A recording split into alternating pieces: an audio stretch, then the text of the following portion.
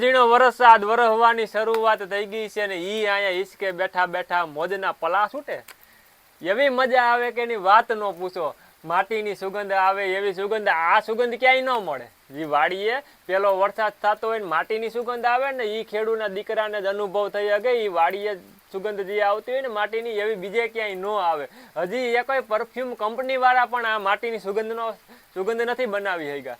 અને કેવી સુગંધ હોય કે બત્રી ભાતના ભોજન પ્રેમથી પીરસા હોય ને એની જે જમવાની મજા આવે ને એથી પણ વધારે આ માટીની સુગંધ લઈને જમવાની મજા આવે એવી સુગંધ આવે એની વાત પૂછોમાં। અને ઝરમર જ સવારને વરસાદે શરૂઆત કરી દીધી છે અને એવા ખેડૂને પણ એવો ઉમંગ થઈ ગયો છે કે હવે વરસાદ વરસી ગયો, હવે મોજ કરી લેવાની।